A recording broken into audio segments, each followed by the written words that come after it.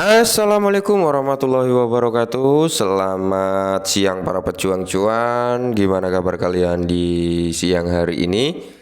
Semoga kalian dalam keadaan sehat semua ya. Dan saya doakan sukses semua tentunya buat kalian. Amin. Mantap jiwa ya. Dan tentunya buat teman-teman semua, buat rekan-rekan semua, tetap semangat dan selalu kurangi sambat teman-teman semua ya. Tetap secangkir kopi harus selalu ada buat menemani kesempatan kali ini teman-teman, untuk melihat rekondisi daripada keadaan cryptocurrency, yang dimana kalau kita lihat bersama-sama teman-teman ya, sebenarnya cukup menyenangkan untuk the global crypto market cap-nya udah berada di level 1,5 triliun dolar.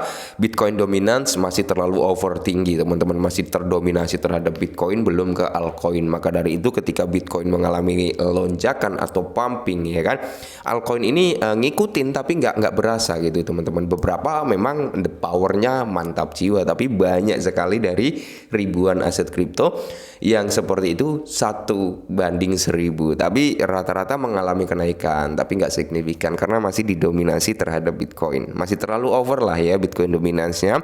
Dan kalau kita lihat dari fear and greed-nya teman-teman berada di level 75. Semoga saja nanti sore ya kan, atau siang menjelang sore ke 80 ya, amin. Nah, di sini kalau kita lihat untuk Bitcoin teman-teman berada di level 40,2 dolar ya, 40.000,2 dolaran, 200 dolar teman-teman. Tapi ya ini ada perbedaan selisih harga yang cukup menohok teman-teman antara exchange sama coin market cap. Saya juga heran ya. Di exchange ini saat ini teman-teman itu sudah berada di level 40.500. 40.600, 40.500 sampai 600. Itu kalau di exchange. Tapi kalau di coin market cap masih di level 40.200-an gitu ya kan. Nah, kita lihat kinerja daripada altcoin, yang dimana kalau kita lihat ya kan, nah masih didominasi dengan apa, warna merah merona-rona, meskipun masih ada beberapa aset yang dalam kondisi positif ya, tapi masih didominasi dengan warna merah. Kenapa? Karena memang Bitcoin dominance masih terlalu over juga ya.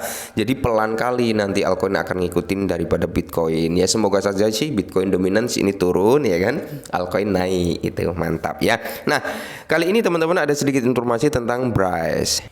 Nah, jadi di sini teman-teman ya, harga Bitcoin Bryce melonjak lebih dari 80% dalam 3 hari terakhir. Analis teknis memprediksikan target di level 45. Amin ya, semoga saja teman-teman kita nggak muluk-muluk ya. Di bulan ini bisa ke level 45 ya kan. Di Januari bisa ke level 55 gitu ya. Di bulan Februari bisa ke level 65 dan seterusnya, naik harapannya seperti itu ya.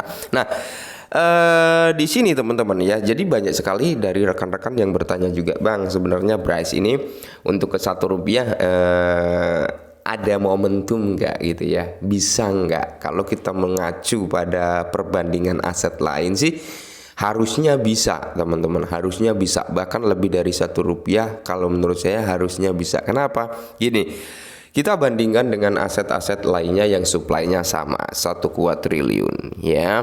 Dari segi progres memang Bryce kalah.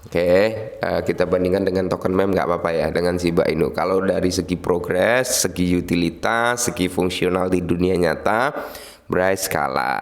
Segi komunitas, Bryce juga kalah. Segi holder ya kan, Bryce juga kalah ya. Tapi kalau dari segi pembakaran, Bryce lebih unggul teman-teman ya, dengan supply yang sama.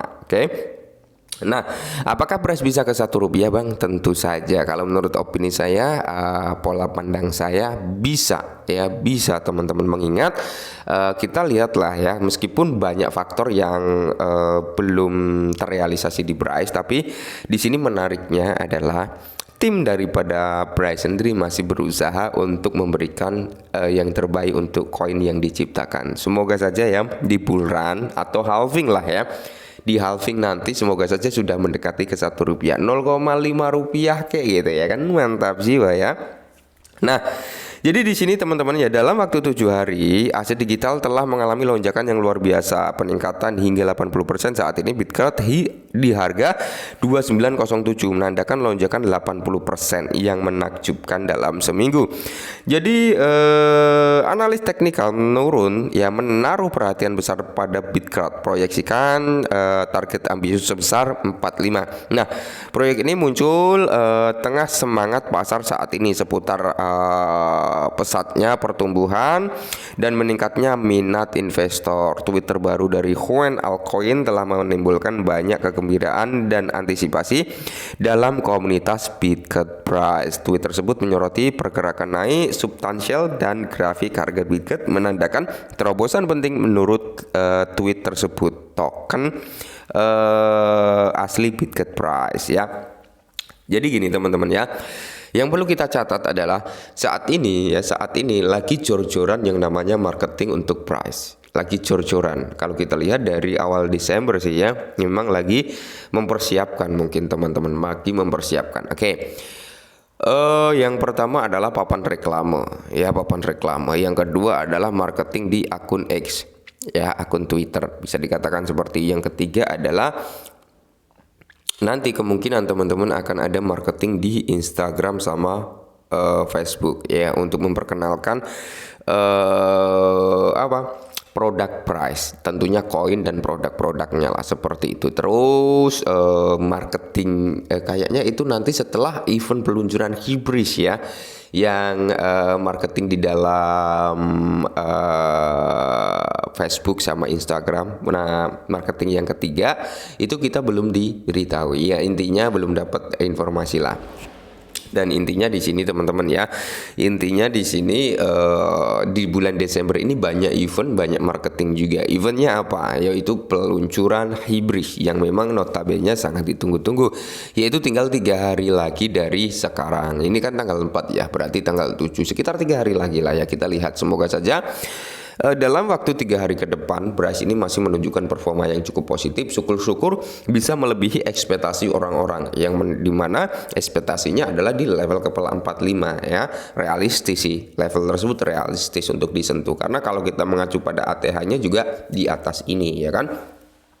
Nah, semoga saja bisa sampai kepala 5 ya kan, kepala berapa lah ya, kepala 6 gitu harapannya ya. Jadi kita aminkan saja. Nah, jadi di sini Alcoin telah menjadi katalis memicu diskon ya, diskusi dan mengingatkan minat terhadap potensi Bitget. Pengaruh tokoh-tokoh berpengaruh dan wawasan mereka memainkan peran penting dalam membentuk sentimen pasar dan mendorong perilaku perdagangan dalam ekosistem mata uang kripto. Nah, jadi di sini seruan perdagangan ini telah bergema di seluruh lanskap kripto dan secara signifikan berdampak pada sentimen seputar lintas Bitget. Lonjakan yang disaksikan oleh Bitget selain dengan prediksi sebelumnya semakin memperkuat opini dan antusias di kalangan investor dan permintaan, yang dimana Bryce ini bisa melonjak sebesar 80% dalam 3 hari terakhir. Bitget menunjukkan ruang untuk tren kenaikan yang lebih kuat. Amin ya. Ya gini lah ya, nggak ada yang nyangka juga sebenarnya ya Bryce bisa naik dalam 3 hari ke 80%. Apa ada yang nyangka Bryce bisa naik seperti ini? Nggak ada yang nyangka bro ya, nggak ada yang tahu juga. Bahkan fooder pun kalau Bryce naik ya mereka diem gitu ya kan, diem. Nanti kalau turun baru muncul lagi, itulah ya. Karena kalau kalian udah lumayan lah, mungkin setahun 2 tahun terjun di kripto, pasti kalian tahu ya, pasti kalian tahu di mana ada kenaikan pasti di situ ada potensi yang namanya penurunan. Di mana ada pro, di situ pasti ada kontra. Di mana ada yang suka, pasti ada yang nggak suka. Itu udah menjadi hukum alam teman-teman. Contohnya Bitcoin ya, sekelas kiblatnya kripto ya kan.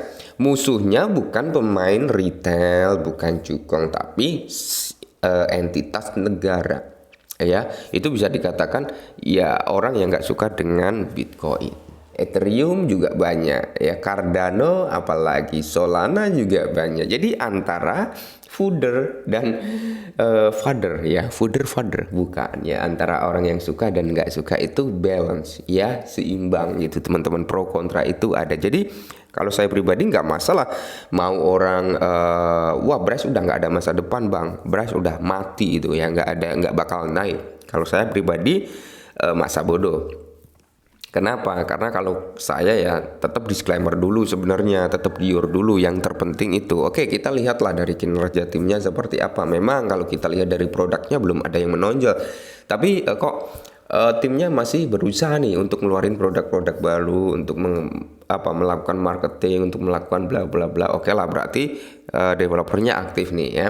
Sosial media seperti akun X-nya, seperti telenya ya kan lo aktif ramai. Oke lah, kadang developernya juga keluar gitu. Oke, mantap. Nah, yang berikutnya adalah dari segi roadmap. Oke, ini tujuannya buat ini. Kita lihat white papernya seperti apa, tokenomiknya bagaimana gitu ya. Intinya tetap kita riset dulu sebelum masuk ya.